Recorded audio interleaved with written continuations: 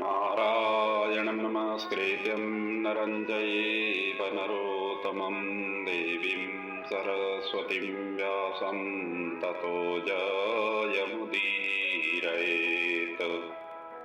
यं ब्रह्मा वरुणेन्द्ररुद्रमरुतस्तुन्वन्ति दिव्यैस्तवैः वेदैः सङ्गपदाक्रमोपनिषद्गायन्ति यं सामगाम्। ध्यानावस्थिततद्गतेन मनसा पश्यन्ति यं योगिनो यस्यान्तं न विदुषुरासुरगणा देवाय तस्मै नमः। मूकं करोति वाचालं पङ्गं लङ्घयते गिरिं यत्कृपातमहं वन्दे परमानन्दमाधवम्। व्यासाय विष्णुरूपाय व्यासरूपाय विष्णवे नमो वै ब्रह्मदेवाय वसिष्ठाय नमो नमः। गुरुर्ब्रह्मा गुरुर्विष्णु गुरुर्देव महेश्वर गुरुर्साक्षात् परब्रह्म तस्मै श्री गुरवे नमः। बोलिए श्री शिव महापुराण को जय, राष्ट्रदेव भगवान पशुपतिनाथ को जय, नेपाल आमा को जय, व्यास जी भगवान को जय, सदगुरुदेव महाराज को जय। नेपाल भित्र र विश्वभरि छरिएर रहनुहुने समस्त आमा बुवा दाजुभाइ दिदीबहिनीहरूका हृदयमा विराजित राष्ट्रदेव भगवान पशुपतिनाथ स्वरूप आत्मतत्वलाई वन्दन गर्दै गुरु आचार्य गुरु परम्परा आचार्य परम्परा समस्त विद्वान विदुषी उहाँहरूका चरणमा वन्दन गर्दै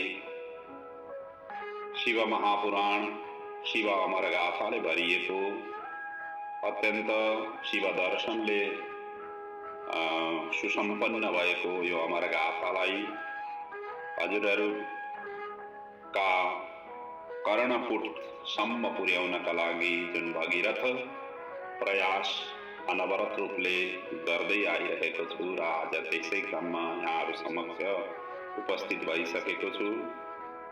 अत्यन्त अद्वितीय अद्भुत रसै रसले भरिएको यो अमरगाथाका अमर कहानीहरू श्रवण गरेर हामी र हाम्रा सन्तति हाम्रा पूर्वजहरूको कल्याण होस्, राष्ट्रदेव भगवान पशुपतिनाथको अनन्त कृपा एवं आशीर्वाद हामी जहाँ रहे पनि प्राप्त होस्, यिनी ध्येय र ज्ञेयका साथ यो अमरगाथालाई प्रस्तुत गरिरहेको छु।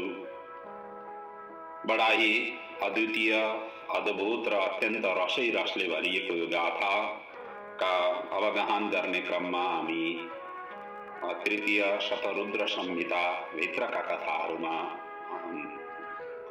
छौँ अहिले र हिजोसम्मका कथामा यस शतरुद्र संहिता कुल 42 अध्याय मध्ये 12औं अध्यायसम्मको कथालाई हामीले चिन्तन मनन गरेर विराम लिएका थियौँ र हिजोको प्रसङ्ग सरब अवतारको प्रसङ्गलाई हामीले चिन्तन मनन गर्दैथ्यौँ। भगवान शिवजीका प्रमुख 100वटा अवतारहरूलाई समेटिएर यो व्याख्या गरिएको यो शतरुद्र संहिता हो, जसको हामीले चिन्तन यसको प्रारम्भको दिनमा हामीले गरेका थियौँ र यस क्रममा सर्वेश्वर अवतार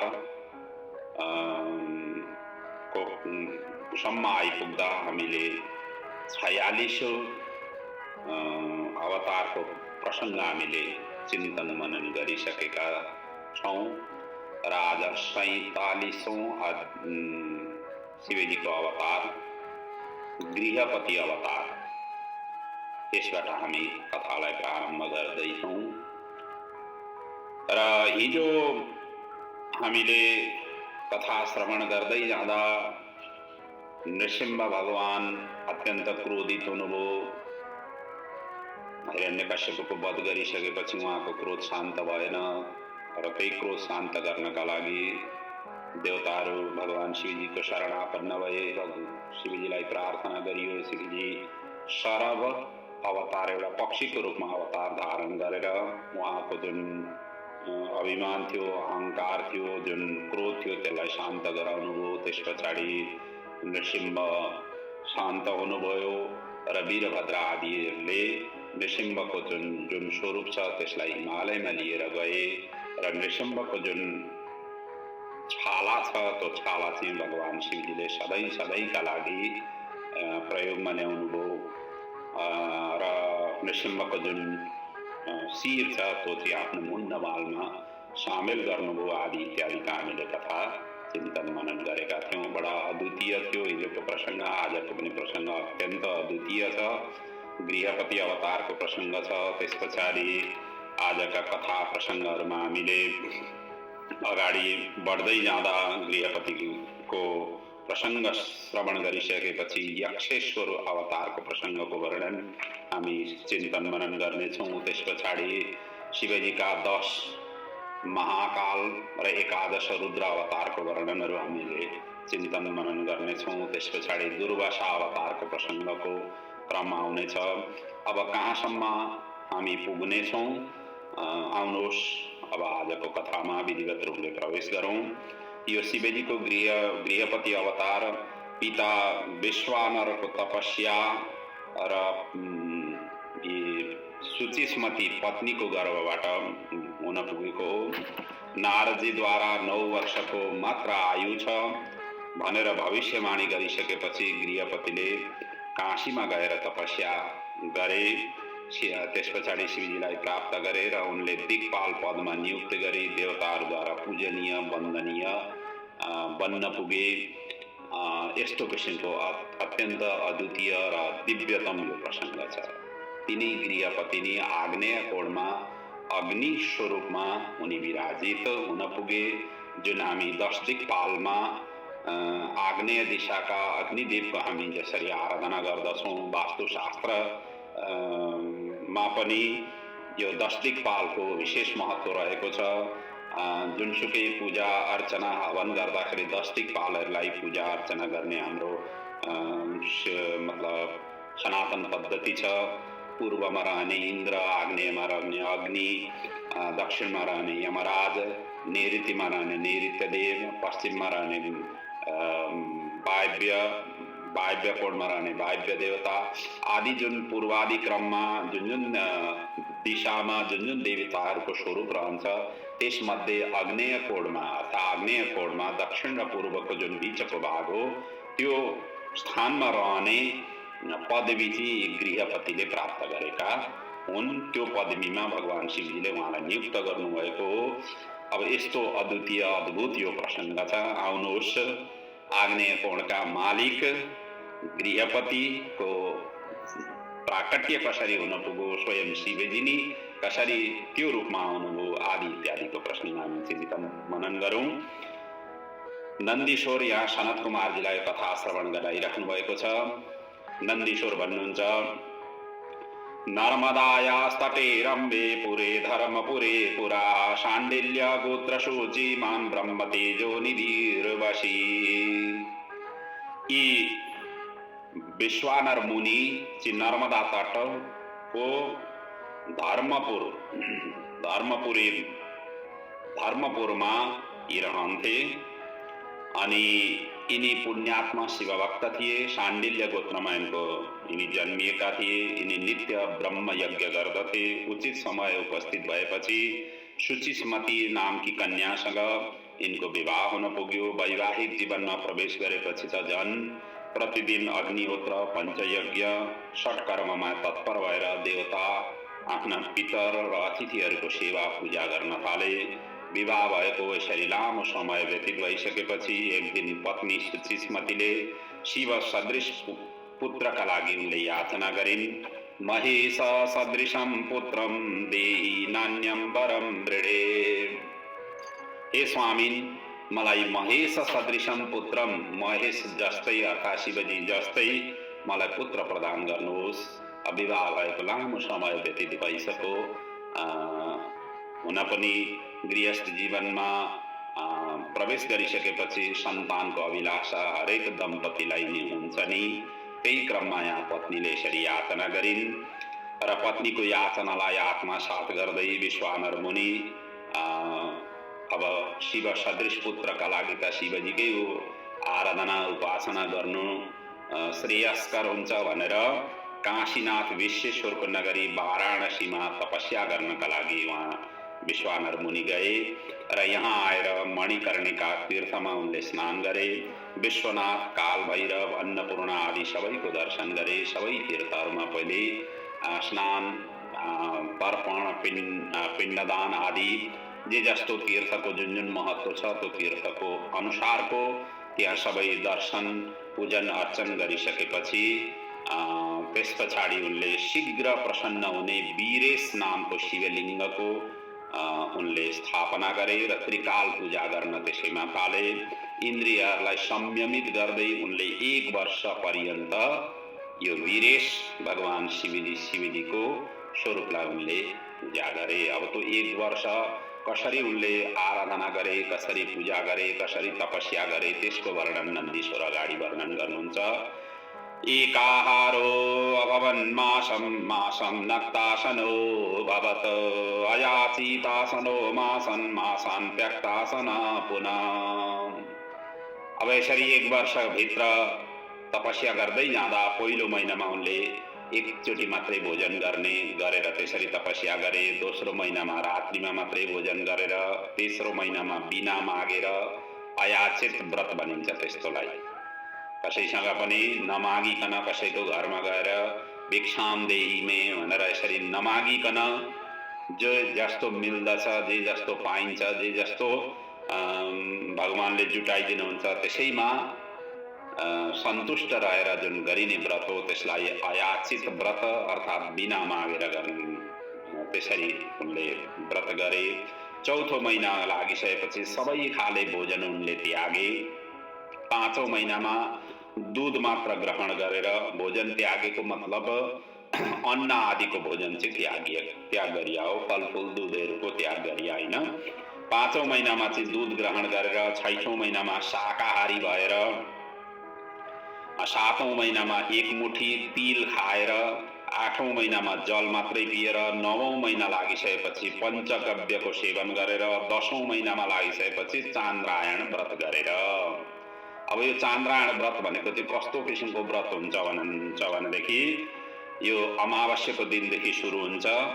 त्यस दिन निराहार रहनु पर्दछ अमावास्याको दिन र भोलिपल्ट अमावास्याको दोस्रो दिनदेखि मयूरको अण्डा जत्रो त्यत्रो चाहिँ बराबरको अनाज अन्न चाहिँ प्रतिदिन चन्द्रमाको कला अनुसार बढाउँदै लैजानु पर्दछ र पूर्णिमादेखि चन्द्रमाको आकार अनुसार फेरि घटाउँदै लैजानु पर्छ। यो अमावास्यादेखि पूर्णिमासम्म त्यसरी बढाउँदै लैजाने।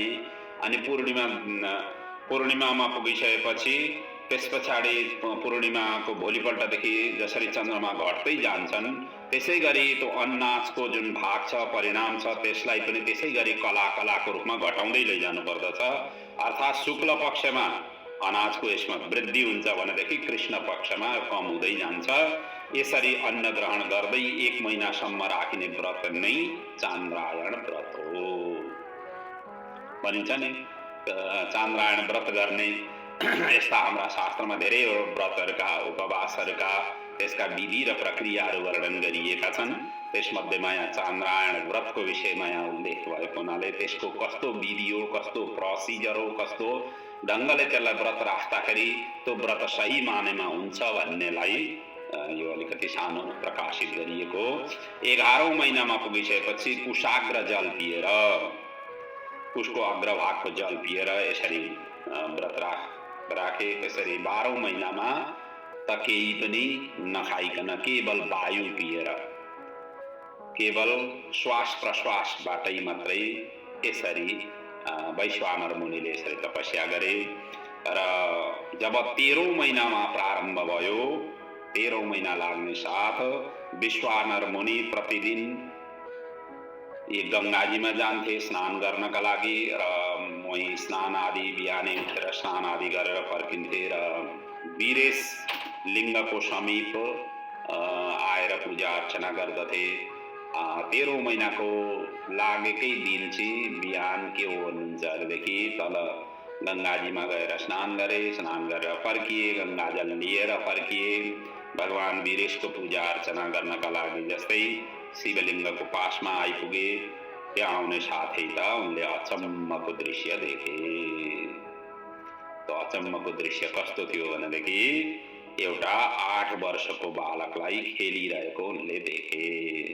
पुत्र प्राप्तिकै लागि गरेका थिए, आफ्नी धर्मपत्नीको इच्छा अनुसार खेलिरहेको बालकलाई देखे। बालक यति सुन्दर थियो, यति मनमोहक थियो, त्यसको हेर्ने जुन स्वरूप चाहिँ हेरिरहँ जस्तो त्यस्तो किसिमको अत्यन्त सुन्दर, अत्यन्त तेजस्वी, अत्यन्त प्रकाशित, जाजल्यमान यस्तो किसिमको बालकलाई उनले देखे। साक्षात उनलाई त शिवजीको बाल्य स्वरूप नै प्रतीति भयो, किन नहोस् तिनी स्वयं शिवजी नै थिए। र उसलाई देखेर विश्वानर मुनिले अत्यन्त भाव विहोर हुन पुगे। भगवान शिवजीकै स्वरूपमा उनलाई भाव विहोर भएर 8 श्लोकले यिनले अभिलाष्टक स्तोत्रको यिनले पाठ गरे। शिव पुराणमा केही स्तोत्रहरू यस्ता अमर स्तोत्रहरू छन्, त्यसलाई पाठ गर्नाले, श्रवण गर्नाले, चिन्तन गर्नाले साक्षात फल प्राप्ति हुन्छ भनेर वर्णन गरिएको छ। त्यसमध्येको यो अभिलाष्टक स्तोत्र पनि त्यसै प्रकारको। अब यो स्तोत्रको महिमा अत्यन्त बृहत्तर ढङ्गले व्याख्या गरिएको छ। अब यी 8 श्लोकले युक्त भएको अभिलाष्टक स्तोत्र स्वयं अष्टधा प्रकृतिको प्रतिनिधित्व गर्ने स्तोत्र हो, जसमा सबै मनोरथलाई पूर्ण गर्ने यो स्तोत्र भगवान शिवजीले स्वयं वरदान दिनुभएको छ। त्यसको वर्णन अलिकति अगाडि आउँछ। र यो अभिलाष्टक स्तोत्र पाठ गर्नाले, चिन्तन गर्नाले पुत्र प्राप्तिका कामनाले यदि पाठ गरियो भने पुत्रको प्राप्ति हुने, अपुत्रलाई पुत्र प्राप्ति हुने, धनधान्यको इच्छा राखेर पाठ गर्नाले धनधान्यको वृद्धि हुने, यशलाई बढाउने र 1 वर्षसम्म नित्य पाठ गर्नाले जुन कामना राखेर पाठ गरिन्छ, जुन मनोरथ राखेर पाठ गरिन्छ प्रतिदिन, त्यो सबै पूर्ण हुन्छ भनेर यहाँ यसको महिमाको वर्णन गरिएको छ। अब यी 8 श्लोकको जुन अभिलाष्टक जुन स्तोत्र छन् त्यसको भाव के हो, त्यस श्लोकहरूमा के वर्णन गरिएका छन्, त्यसको म पहिले संक्षेपमा वर्णन गर्छु र केही श्लोकहरू यहाँहरूलाई श्रवण गराउँछु। यहाँ यी श्लोकहरूमा भनिएको छ ब्रह्म तत्व एक छ, जो तपाईं नै हो, अर्थात् भगवान शिवजी नै हो। तपाईं रूप रहित भएर पनि अनेक रूपमा हुनुहुन्छ। अरूपो रूप रूपाय भगवान शिवजीको स्वरूप। तपाईं नै सबैको कर्ता र विनाशक कारक पनि हुनुहुन्छ। रस्सीमा सर्प, सिपीमा चाँदी, मृग मरीचिमा जलप्रवाह, मृग मरीचिकामा जलप्रवाह, यस्तो माया संसारको रचयिताको शरणमा म छु। जस्तै पानीमा शीतलता, अग्निमा दाहकता, सूर्यमा ताप, चन्द्रमामा अमृत, फूलमा गन्ध, दूधमा घिउ, त्यसरी नै तपाईं सबैमा व्याप्त हुनुहुन्छ।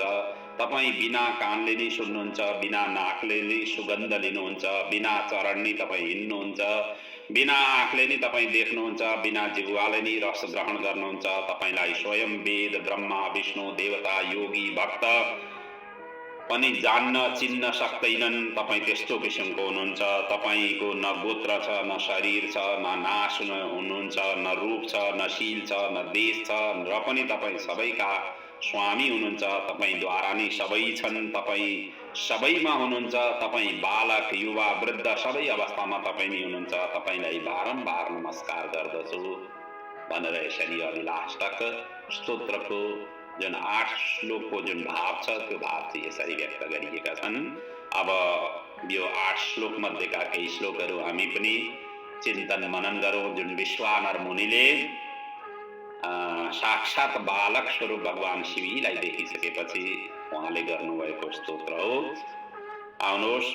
एकं ब्रह्मं वा द्वितीयं समस्तं सत्यं सत्यं नेह नास्ति किञ्चित् एको रुद्रो न द्वितीयो बतस्ते तस्मादेकं त्वं प्रपद्ये महेशम् कर्ता हर्ता त्वं हि सर्वस्य शम्भो नानारूपः नानारूपेष्वैकरूपोऽप्यरूपः यत्तत् प्रत्यक्धर्म एकोऽप्यनेक तस्मान्नान्यं त्वं विने सम्प्रपद्ये रज्जौ सर्पशुक्तिकायं चरोप्यं नैरः पुरस्तान् मृगाखे मरीचो यद्यत् सदवत् विश्ववेग प्रपञ्चो यस्मिन् ज्ञाते तं प्रपद्ये महेशम् तो ये शैत्यं दाहकत्वं च बन्धो तापो भानो शीतभानो प्रसाद पुष्पे गन्धो दुग्धमद्येऽपि सर्पि यत्तत् शम्भो त्वं ततस्त्वां प्रपद्ये शब्दं गृहाणास्य सर्वास्त्यमैम्भि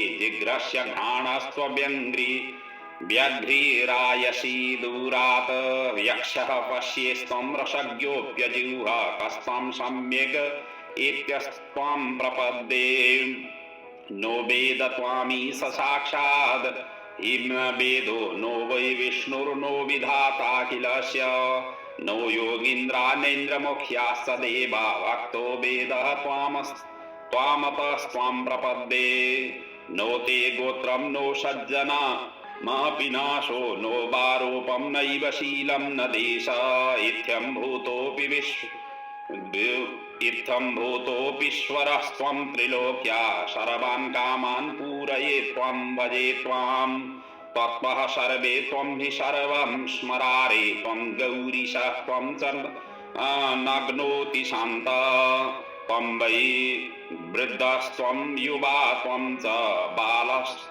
बालस्त्वं यत्किं नान्यतत्त्वं नतोऽहम् भनेर यसरी यो 8 श्लोक मैले 8 श्लोकको पाठ गरेँ।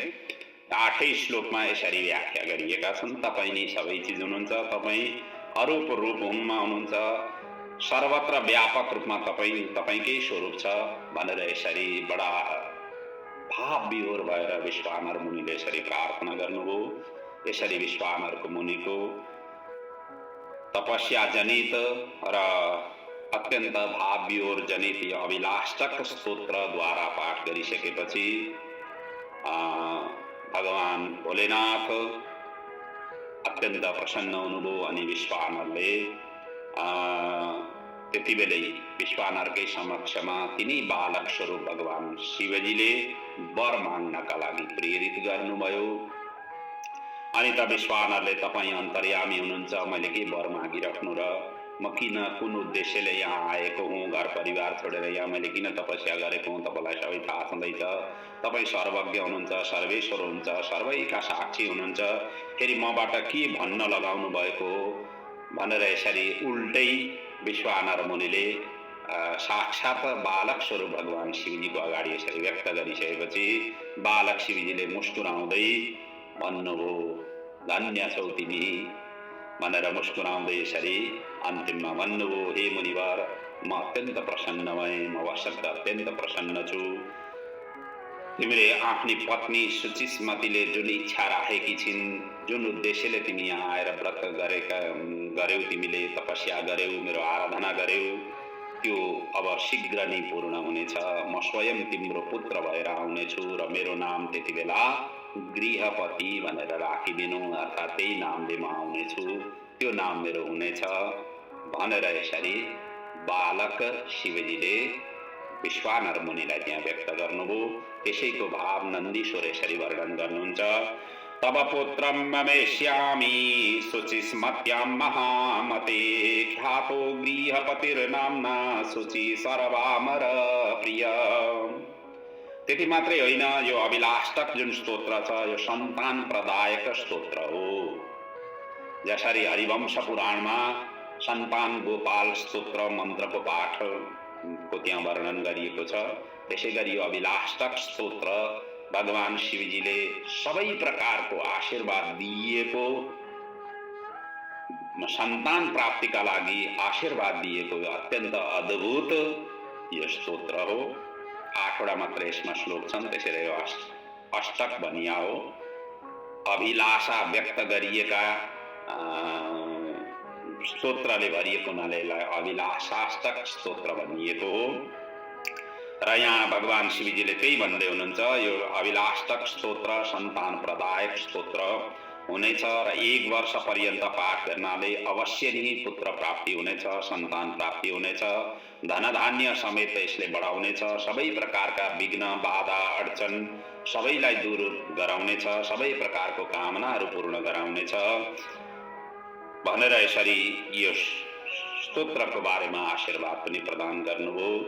अनि भनिया छ स्त्रिया वा पुरुषेणापि नियमा लिङ्ग सन्निधौ अब्दम तप्तमिदं स्तोत्रम पुत्रदम नात्र संशयः। अनि अब्द तप्तमिदं 1 वर्ष पर्यन्त यसलाई निरन्तर पाठ गर्नाले सबै किसिमका कामनाहरू पूर्ण हुन्छ, न अत्र संशयः, यसका लागि केही संशय गरिराख्नु पर्दैन। यसरी आशीर्वाद दिनुभयो। दिइसकेपछि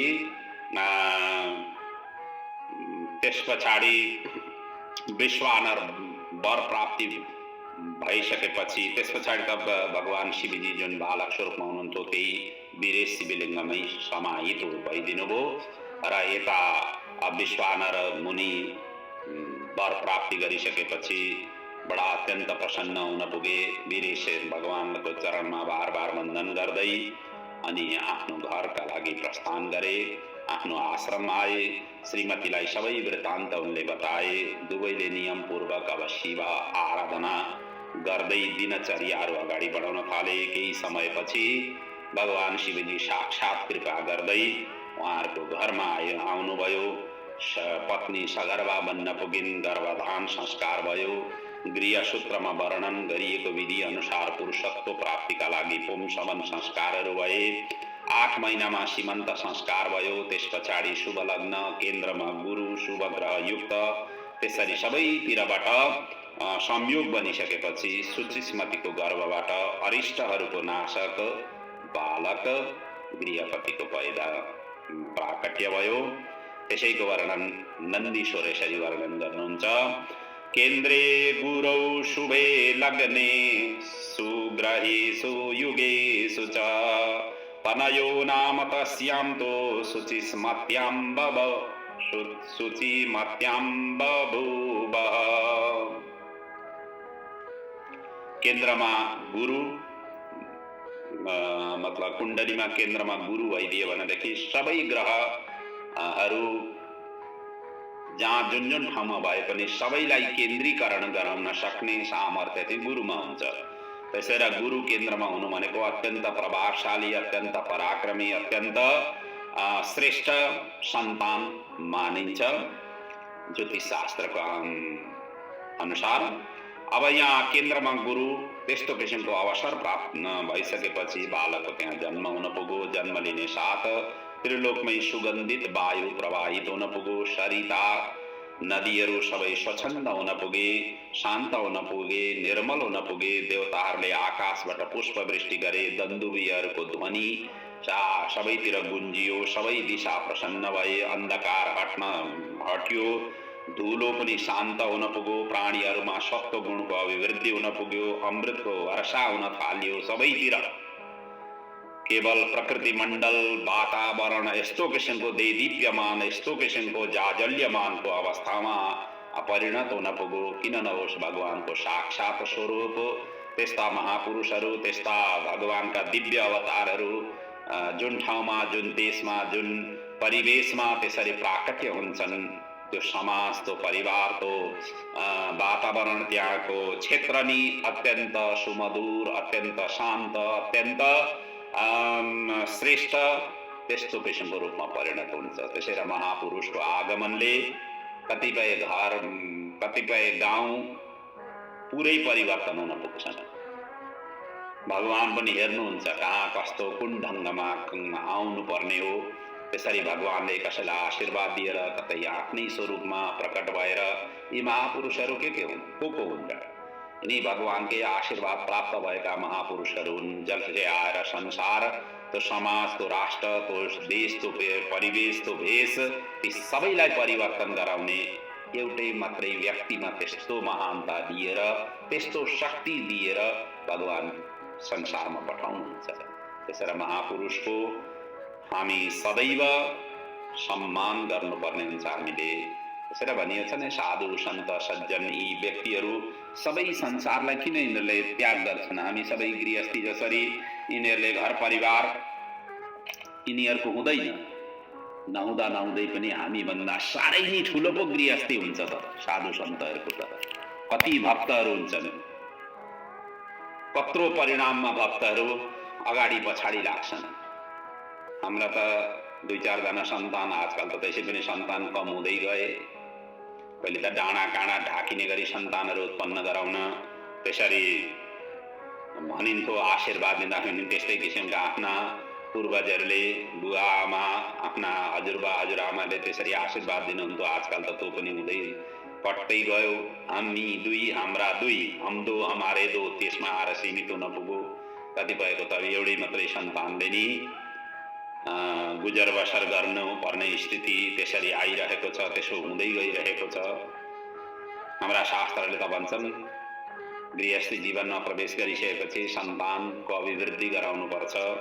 एउटै मात्रै सन्तान त के सन्तान हो र? सन्तानै होइन जस्ता खालका पनि कतिपय साधु सन्तहरूले आफ्ना व्यक्ति, आफ्ना उसमा बाणीहरूमा त्यसरी व्यक्त गरेका सुन्न हामी सुनिरहेका हुन्छौँ। भन्ना मतलब सन्तान त्यस्ता किसिमका महापुरुषहरू जहाँ जुन क्षेत्रमा प्राकट्य हुन्छन् त्यहाँको वातावरण नै अत्यन्त पवित्रमय भएर परिणत भएर पुग्दछ। त्यही स्थिति यहाँ विश्वानर मुनिको घरमा साक्षात भगवान शिवजी बालक रूपमा प्रकट भइसकेपछि त्यही अवस्था यहाँ सिर्जना भयो। त्यति मात्र होइन, हजारौं देवाङ्गना, रम्बादी, अप्सरा, विद्याधर, किन्नर मङ्गल द्रव्य लिएर उपस्थित उहाँ हुन पुगे। गन्धर्व, नाग, यक्षहरू, स्त्रीहरू मङ्गलाचरण गाउँदै उपस्थित हुन पुगे। गायन्तु मङ्गलम गीतम तत्र जग्मु अनेकशः।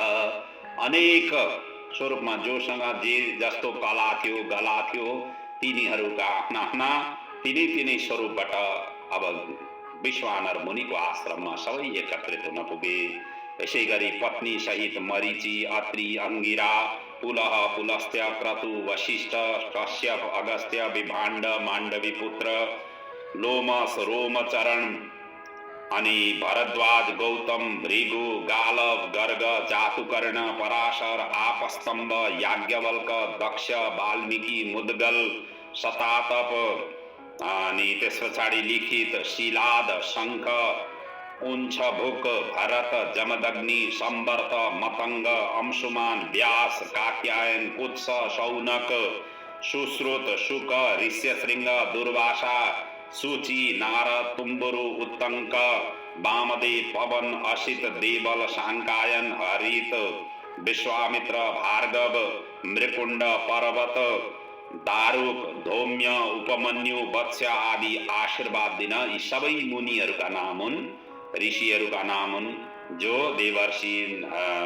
का स्वरूपमा, कोही राजर्षिका स्वरूपमा, कोही अत्यन्त महर्षिका स्वरूपमा यी ऋषिहरूको पदवी गरिएको छ। जो यी सबै भगवान शिवजीका अनुयायी शिव भक्तहरू थिए, यी सबैका सबै त्यहाँ उपस्थित भए। यसै गरी त्यहाँ अरू पनि उपस्थित भए। बृहस्पति सहित ब्रह्मा, विष्णु, नन्दीका साथमा शिवजी, पत्नी एवं परिचर सहित यहाँ उपस्थित हुन पुगे। पातालवासी नाग, नागलोकबाट रत्न लिएर समुद्र नदीहरूका साथमा हजारौं जड चेतन मूर्तिमान भएर गृहपतिको जन्म अवसरमा विश्वानरको घरमा यसरी आश्रममा एकत्रित हुन पुगे। हेर्नुहोस्, जहाँ महापुरुषहरूको जन्म हुन्छ त्यहाँ कसरी यस्ता महापुरुषहरू आएर आशीर्वाद दिँदा रहेछन्। यहाँ त साक्षात भगवानकै अवतार स्वरूपमा प्रकट हुनुभएको थियो। भगवानले आशीर्वाद दिएर यसरी आउनु भएको थियो। यी सबै त्यहाँ आइपुगे। अब यस्ता महापुरुषहरूको चरण जुन ठाउँमा पर्दछ त्यो चरणीय, त्यो भूमि नै अत्यन्त पवित्र हुन पुग्छ। त्यसैले त साधु सन्त ब्राह्मण, साना साना बालबालिका जुन कन्या का स्वरूप छन्, ती भनेका अत्यन्त पवित्र तिनी उहाँहरूका चरण हुन्छन्।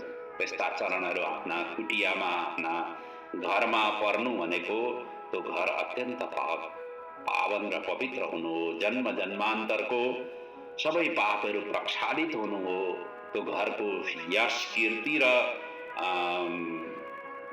उसलाई अभिवृद्धि गराउनु हो।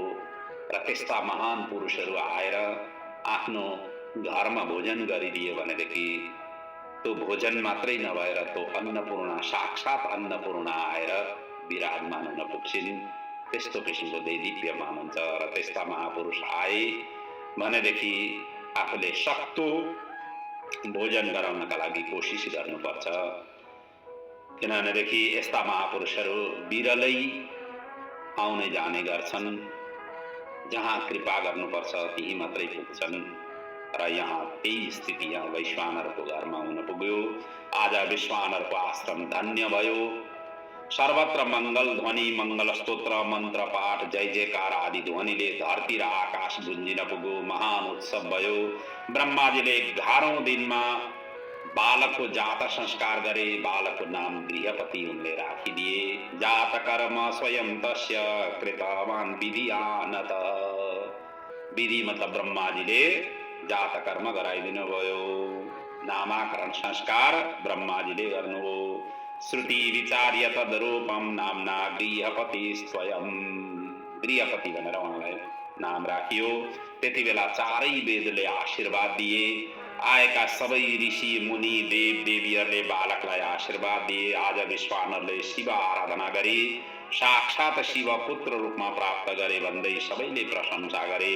सबैले आफ्नो त्यसरी प्रशंसा गरेर आशीर्वाद दिएर विश्वानर मुनिसँग बिदाई लिएर त्यसपछाडि आफ्नो आफ्नो धामका लागि जहाँ जहाँबाट जो आएका थिए सबै प्रस्थान गरे। यसरी यस्तो अत्यन्त अद्वितीय दिव्य यस्तो किसिमको स्वरूप गृहपतिको आगमनमा विश्वानरको आश्रममा हुन पुग्यो। त्यसै पनि भनिन्छ नि, सन्तान प्राप्तिमा सबैभन्दा श्रेष्ठ लाभ मानिएको छ। सन्तान जुन घरमा गृहस्थीका घरमा सन्तान आउनु भनेको माता पिताको सद्गति हुनु हो। जुन घरमा सन्तान हुँदैनन् त्यस घरमा गरिएका पूजा अर्चना देवताहरूले स्वीकार्दैनन् भनेर त्यसरी वर्णन गरिएका छन् अनेक ग्रन्थहरूमा, हाम्रै दर्शन धर्मशास्त्र आदि ग्रन्थहरूमा। र सन्तान विहीन पुरुष अपवित्र हुन्छ। सन्तानको समान लाभ र सुख यस दुनियाँमा अर्को कुनै पनि छैन।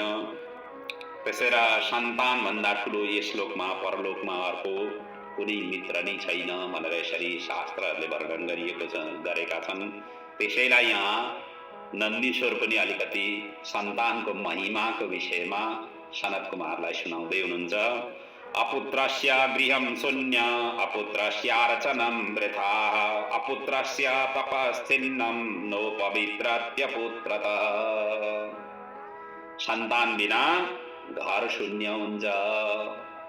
ठुल्ठुला महलहरू बनाइएको छ, लेकिन सन्तान छैनन् भनेदेखि ती महलहरूको शोभा हुँदैन। घरमा त भएका सामानहरू साना साना बालकहरूका बालिकाहरूका हातले त्यस्ता सामानहरू यसो टुटाइदिउन्, फुटाइदिउन्, यसो यताउता चलाइदिउन्। किनभने घरमा सन्तान भइसकेपछि हामी सबैले अनुभव गरेकै हो, केटाकेटीहरू चञ्चल हुन्छन्। केटाकेटीहरू नानी बाबुहरूले खेलेका ती बाल सुलभ जति पनि क्रियाकलापहरू छन्, ती क्रियाकलापहरूलाई हेरेर बुवाको जति पनि परिश्रम, दिनभरिको जुन परिश्रम छ, बेलुका आएर बालकको मुख हेरेर, सन्तानको मुख हेरेर, सन्तानलाई काखमा लिँदाखेरि ती सबै परिश्रमहरू स्वतः शान्त हुन पुग्छन्, अनायासै शान्त हुन पुग्छन्। थकित भएर आएको त्यस्तो किसिमको पिताजीको त्यो स्वरूपलाई पुरा स्फूर्ति र ऊर्जाले सन्तान गोदीमा आउने साथ, सन्तान काखमा आउने साथ त्यसरी ऊर्जा प्रवाहित गर्न पुग्दछ। त्यसैले घर शून्य मानिएको छ। सन्तान नहुनु हो भनेदेखि गृहस्थीको घर शून्य मानिएको छ र पूजा अर्चन पनि व्यर्थ मानिएको छ, तपस्या आदि पनि व्यर्थ मानिएको छ। त्यसैले न पुत्रात् परमो लाभो न पुत्रात् परमं सुखम न पुत्रात् परमं मित्रम परत्रेह च कुत्रचित भनेको छ। सन्तानको समान लाभ, कमाएको धन्य तराजुको एउटा पल्लामा राखियो, अर्को पल्लामा सन्तान राखियो भने सन्तानको पल्ला नै सबैभन्दा भारदायक हुन्छ। अर्को त धन दौलतको जुन पल्ला हुन्छ त्यो धन दौलतको पल्ला त अत्यन्त हल्का हुन पुग्दछ। अर्थात् यो लाभ संसारमा गृहस्थीका लागि लाभ सबैभन्दा ठुलो लाभ भनेकै सन्तान प्राप्तिको हो भनेर यसरी नन्दीश्वरले सनत कुमारलाई यसरी वर्णन गर्नुभएको छ। र अन्य संस्कारहरू त्यस पछाडि हुँदै गए बालकका लागि। कर्मकाण्डी विश्वानर स्वयं कर्मकाण्डी हुनुहुन्थ्यो। गृहसूत्र अनुसार गृहपतिको चौथो महिनामा निष्क्रमण संस्कार गरियो। छैठौं महिनामा अन्नप्राशनको विधान सुसम्पन्न भयो। अब यो अन्नप्राशन पनि कस्तो हुन्छ भन्नुहुन्छ भनेदेखि जोडी महिनामा पुत्रको, बिजोडी महिनामा पुत्रीको अन्न प्राशन गराउनु पर्छ भनेर शास्त्रले भनिएको छ। शुभ लगन, शुभ मुहुर्त, शुभ दिनहरू हेरेर यसरी अन्नप्राशन गराउनु भनेर यसरी निर्देशन गरिएको छ। त्यसरी यहाँ छैठौं महिनामा अन्नप्राशन, कतिपय आजकल चौथो महिनामै पनि गरेको हुन्छन्। अब गर्छन्, त्यो गर्नु भनेको चाहिँ जोडी र बिजोडी पारेर गर्नु भनेर भनिएको छ। र 1 वर्षमा चूडाकरण भनेको कपाल खौरिने, अनि श्रवण नक्षत्रमा कर्णवेदको कान छेड्ने। श्रवण नक्षत्रमा सबैभन्दा श्रेष्ठ मानिन्छ। राम्रो दिन राम्रो महिनामा श्रवण नक्षत्र पारेर कर्णवेद गर्नु भनेर भनिएको छ। 5 वर्षमा यज्ञोपवीत संस्कार हुन पुग्यो बालकको। आदि विधिवत संस्कार एक पछि अर्को हुँदै गए हुन्। त अब 16 संस्कार हुन्छन् हाम्रा शास्त्रमा त्यसरी वर्णन गरिएका छन्। अब हामी मध्ये कतिपयलाई संस्कारको बारेमा नामै थाहा छैन, गर्नु त परै जाओस्। अब यो सबै चिज लुप्त हुँदै जानुको पछाडि हामी यसप्रति दत्तचित्त भएर नलाग्नु। हाम्रा संस्कारहरू लुप्त हुनुको पछाडि हामी धर्मप्रति उदासीन हुँदै जानु हो, हामी ईश्वरप्रति उदासीन हुँदै जानु हो। हाम्रा पूर्वजहरूले जुन सञ्चित गरेर, जुन तपस्या गरेर जुन प्राप्त गरेका थिए, भगवानसँग एकाकार गरेर जुन प्राप्त गरेका थिए, ती मूल्य र मान्यताहरूले हामीले तिलाञ्जली दिँदै जानु हो। त्यसैले त कतिपयका वंशहरू अगाडि बढ्न सकिरहेका छैनन्, कतिपयका वंशहरू लुप्त हुँदै गए, कतिपयका सबै छँदैको सबै सरसम्पत्तिहरू सबै नष्ट हुँदै गयो। स्त्री वृद्धि यश कीर्तिहरू अगाडि बढ्न सकेनन्। कतिपय सन्तानहरू हुँदाहुँदै पनि सन्तान सुयोग्य नभएर मतलब अपभ्रंशित हुँदै विभिन्न क्षेत्रहरूमा विभिन्न ढङ्गले, जसरी बुवा आमाको जुन साथ थियो, जुन मान थियो, जुन सम्मान थियो, त्यो सम्मानलाई एकदम माटोमै मिलाउन पुगिरहेका त्यस्ता घर घरका कहानीहरू हामीले देखिरहेका छौँ। किनकि हामी संस्कारहरूलाई प्रणाम गर्दै गइरहेका छौँ। हामीले केही नै गर्न छोड्यौँ। केवलम उदरम भरिणो पोषावराका जीवनासिता, मतलब भागवतमा भनिएको छ नि, केवल भरण पोषण गर्नु नि सबैभन्दा ठुलो पुरुषार्थ हो भनेर हामी लागि परेका छौँ। एउटा पेटलाई भर्नका लागि दुनियाँभरका हामी कार्य गर्न तत्पर हुन्छौँ, तर धर्म कर्म आदि इत्यादिमा हाम्रो दत्तचित्त छैन, हाम्रो मन छैन, हाम्रो विश्वास छैन। विश्वास त त्यति बेला हुन्छ जति बेला हामी आफै भित्र हेर्न पुग्छौँ। यो शरीर भित्रै छ सबै चिज। बाहिर खोज्ने व्यक्ति भौतारिँदै मात्रै जान्छ, भट्किँदै जान्छ। बाहिर खोज्ने व्यक्तिले कहिले प्राप्त गर्दैन। भित्र जो पस्दछ त्यसले मात्रै भगवानलाई प्राप्त गर्छ भनिन्छ नि। त्यसैले मनमा जानुपर्छ। भित्र मनमा जो जान्छ त्यसले प्रभुलाई प्राप्त गर्दछ।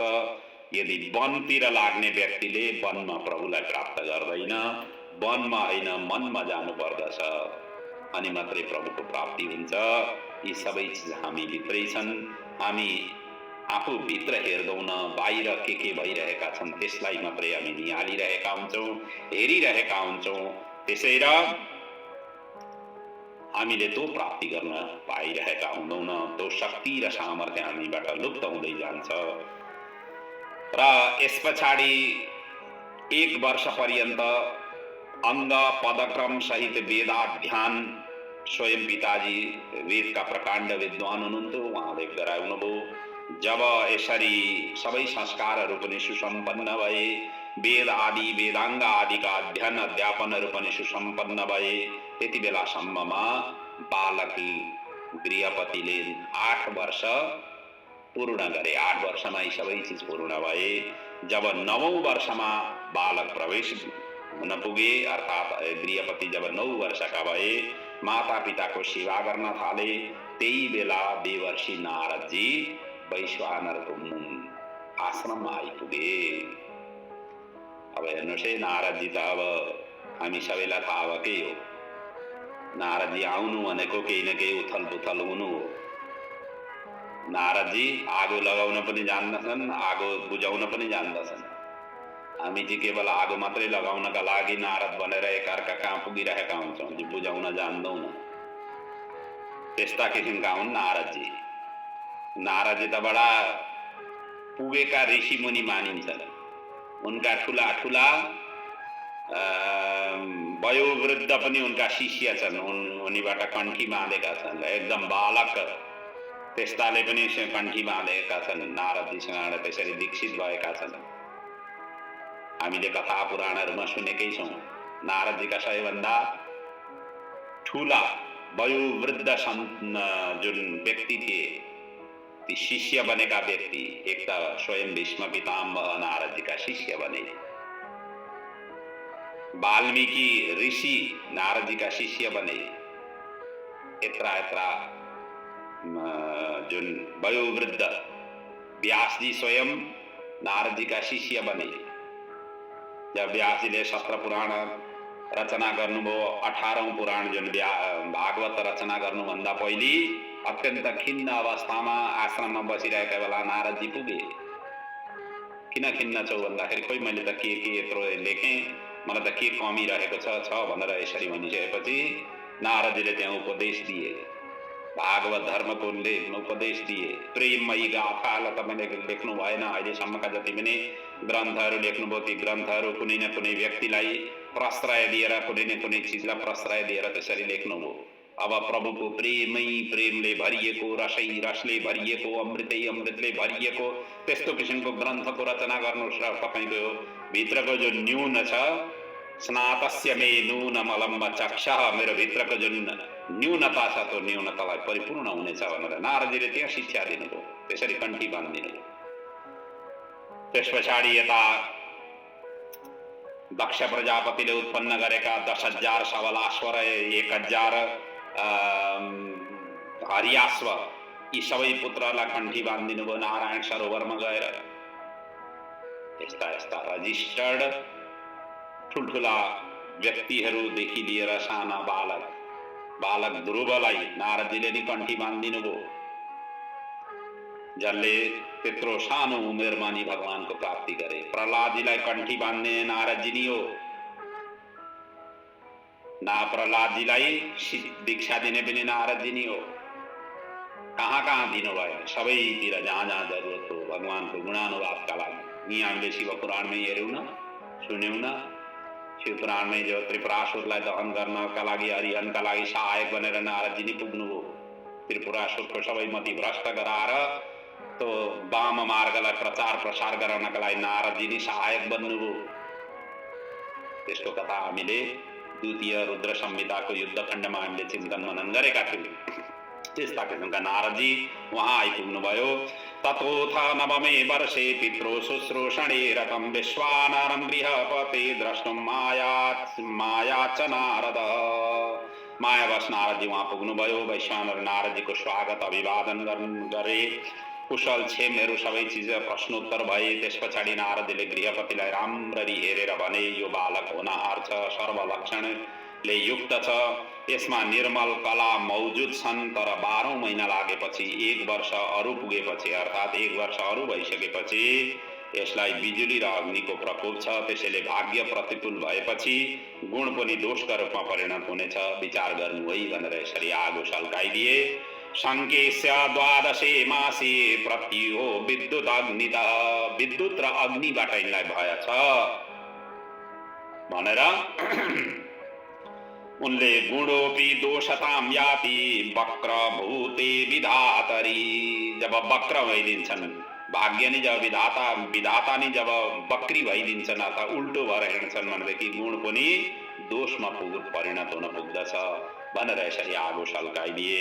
यति भनेर नारदजी त्यहाँबाट बिदा भए।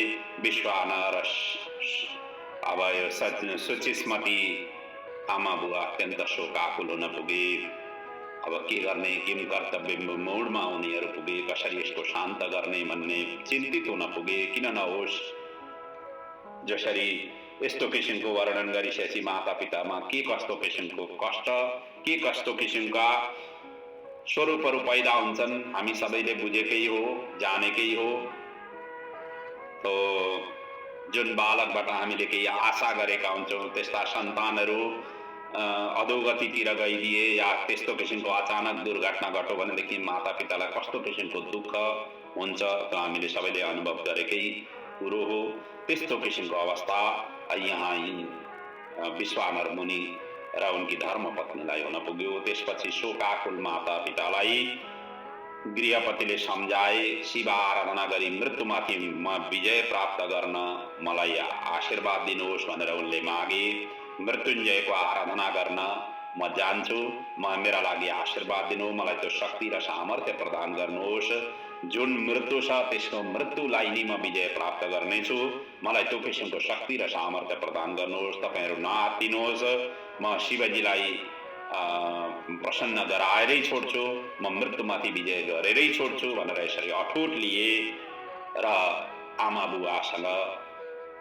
बुवा नचाहँदा नचाहिँदै पनि आमा बुवाले अब त्यसरी दिदा नदिँदा नदिँदै पनि उहाँलाई सम्झाएर उनी काशी नगरमा आए तपस्या गर्नका लागि। काशी स्थित विश्वेश्वर मणिकर्णिका अन्नपूर्णा काल भैरव आदिको उनले पनि दर्शन गरेर शिवलिङ्गको स्थापना गरेर शुभ दिनमा शिव आराधना उनले प्रारम्भ गरे। ततः शुभेन्नि संस्थाप्य लिङ्गम सर्वहित प्रदम। र प्रतिदिन गङ्गाजलले भगवान भोलेनाथको शिवलिङ्गको जुन स्थापित गरेको शिवलिङ्गको उनले स्नान गर्न थाले। नीलकमल पुष्पले अर्चन गर्दथे, धूप दीप नैवेद्यले सेवा नित्य उनी गर्दथे। त्यस पछाडि 15 दिनमा कन्दमूल खाएर 3 महिनासम्म र 1 महिनामा कन्दमूल नै आहार गरी 3 महिनासम्म तपस्या उनले गरे। त्यस पछाडि वृक्षबाट झरेका पत्ता 6 महिनासम्म खाएर, 6 महिनासम्म वायु मात्र पिएर अनि 6 महिनामा पानीको बुँद मात्र पिएर यसरी उनले तपस्या, अत्यन्त कठोर तपस्या उनले प्रारम्भ गरे। शीर्ण पर्णासनै धीर षड्मासं सम्बभूवसः, षड्मासं वायु भक्षो हुन् भूत षड्मासं जलबिन्दु भुक्। यसरी उनले तपस्या गरे। 6 महिनामा लगाएर त्यसरी जल मात्रै ग्रहण गरेर यसरी तपस्या गरे। यसरी गृहपतिको तप पूजाले निरन्तर पाइरह्यो। नारदजीले भनेको 12औं महिना त कटिसकेको थियो, तर 12 वर्षको समय यसो गर्दा गर्दै उपस्थित हुन पुग्यो। जन्मतो 12 वर्षे तद्वचो नारदैरितम। 12 महिना त कटो, तर 12 वर्ष उपस्थित भइसकेपछि नारदजीले भनेको वाक्य अब यहाँ यथार्थ हुनका लागि उपस्थित भयो। यसैलाई सत्य गर्नका लागि इन्द्र वरदान दिनका लागि अब उहाँ उपस्थित भए।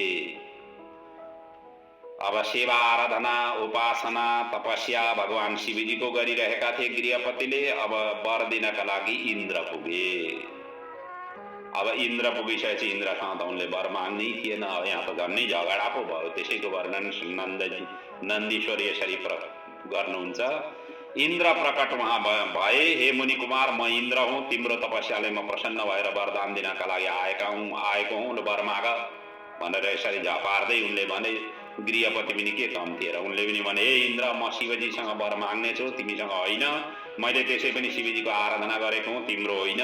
तिमीले मैले आराधना गरेको अब तिमीले आएर मलाई आशीर्वाद दिनु, वर दिनु भनेर तिमीले भन्नै सक्दैथ्यौ। तिम्रो मैले उनी गरेको होइन। नाहम वृणे वरम तत्व शङ्करो वरदोस्तिमे। मलाई शङ्करजीले नि वरदान दिनुहुनेछ, तिमीसँग म वर माग्दिनँ भनेर यसरी उनले भने। त्यति भनिसकेपछि फेरि इन्द्र पड्किँदै भने, हे बालक म र शिवमा भिन्नता छैन, म जे छु त्यही नै शिवजी हुन्। म देवराज हुँ त ऊ देवदेव हुन्, महादेव हुन्। बाल हठलाई अब छोडेर लडकपन, यो जुन लडाईँ गर्ने जुन स्वरूप छ त्यसलाई छोडेर शीघ्र जे इच्छा छ त्यो वर माग भनेर यसरी हप्काउँदै वर माग्नका लागि प्रेरित गरे। गृहपतिले अब अगाडि अझै हप्काउँदै भने, हे अहल्यापति असाधु पहाडहरूको शत्रु इन्द्र, तिमी आफ्नो समय व्यर्थ तिमीले गराइरहेका छौ, तिम्रो समय मात्रै व्यतीत यहाँ भइरहेको छ। मैले भनिसकेँ शिवजीको अतिरिक्त कसैसँग पनि म वर माग्दिनँ। मेरो यो बाल हट भन् कि ठुलो वृद्ध हट भन् कि जेसुकै भनेर यसैले पनि उनले कट्किए। यसरी गृहपतिले इन्द्रलाई ठाडै अस्वीकार गरेपछि क्रोधमा आएर बिजुलीको ज्वाला सदृश घोर वज्र उठाएर बालकलाई उनले तर्साइसकेपछि, जसको कारण बालक अलिकति डराए पनि गृहपति अलिकति डराए, तर्सिएर मूर्छित हुन पुगे। स्मरण नारद वाक्यम च मुमूर्छ भय बेहुल, अत्यन्त भय बेहुल भएर मूर्छित हुन पुगे।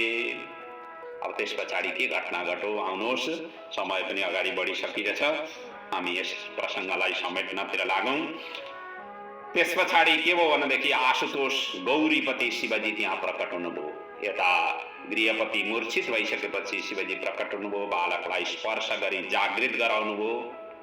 किन नहोस्, भगवानको स्पर्श जुन व्यक्तिले पाउँदछ त्यस्ता व्यक्ति, मरेका व्यक्तिहरू त जीवित हुन पुग्छन्, यहाँ त मूर्छित मात्रै भएका थिए। त्यस्तो स्थितिमा जागृत हुन पुगे। सामुन्ने साक्षात्कार अङ्ग आभूषणले सुसज्जित भोलेनाथ जस्तो उनले चिन्तन बारम्बार गरिरहेका थिए। अहर्निश तपस्या रथमा जुन चिन्तन गरेका थिए त्यही स्वरूपमा भगवान शिवजीलाई देखिसकेपछि गृहपति कृत्य भए, साष्टाङ्ग प्रणाम अभिवादन र स्तुति गरे, सजल नेत्रले अभिवादन गरे। शिवजी अत्यन्त प्रसन्न हुनुभयो। शिवजीले भन्नुभयो, हे मुनि कुमार, तिमी डरायौ, इन्द्रलाई मैले नि तिम्रो परीक्षा गर्न पठाएको थिएँ, अब म तिमीलाई उत्तम वर प्रदानद्वारा आभूषित गर्दछु भनेर अब शिवजी भन्नुहुन्छ, वरम ददामि ते भद्र त्वमग्नि पदभाग भव सर्वेषामेव देवानां वरदस्त्वं भविष्यसि। अर्थात् तिमी अग्नि नामले देवताहरूलाई वर दिने बन, अनि सबै प्राणीहरूको शरीरमा अग्नि रूपले रहने बन। हामी भित्रको जुन शरीरमा जुन अग्नि छ, जठरा अग्निदेखि लिएर जुन अग्नि छ, जुन तेजोमय स्वरूप छ, त्यो गृहपतिकै स्वरूप हो। किन हाम्रो शरीर गृह हो र गृहका पति भनेका अग्नि देवता हुन् र तिनी अग्नि देवताको स्वरूप सबै प्राणीहरूका शरीरमा बस्ने त्यस्तो किसिमको आशीर्वाद भगवानले दिनुभयो। धर्मराज र इन्द्रको बीचमा दिशाको स्वामी आग्नेय भएर राज्य भोग गर, मतलब दिक्पालका रूपमा तिमीले राज्य भोग गर। यो लिङ्ग जसमा तिमीले पूजा गर्यौ तिम्रै नामले, अग्निश्वर नामले प्रसिद्ध हुनेछ। जो कोही यसको पूजा गर्नेछन् उनीहरूलाई बिजुली र अग्निको भय हुने छैन र अन्त्यमा अग्निलोक उनीहरू जानेछन्। यसरी वरदान दिएपछि गृहपतिका स्वजनहरूलाई बोलाएर शिवजीले दिक्पाल पदमा अभिषेक गर्नुभयो र त्यही लिङ्गमा उहाँ विलय हुनुभयो। दिक्पतिस्ते अभिषिञ्च्याग्नि तत्र लिङ्गे शिवे विशत। र यसरी उहाँलाई आशीर्वाद, वरदान र दिक्पालको पदमा नियुक्ति गरिसकेपछि भगवान शिवजी त्यही अग्निश्वर शिवलिङ्गमा विलय हुनुभयो। आज पनि वाराणसी क्षेत्रमा जाँदाखेरि अग्निश्वर शिवलिङ्ग, प्रतिष्ठित शिवलिङ्ग उहाँ विराजित छन्। तीर्थयात्रा गर्ने क्रममा अवश्य त्यसको पनि पूजा अर्चना दर्शन गर्ने कोसिस गर्नुहोला।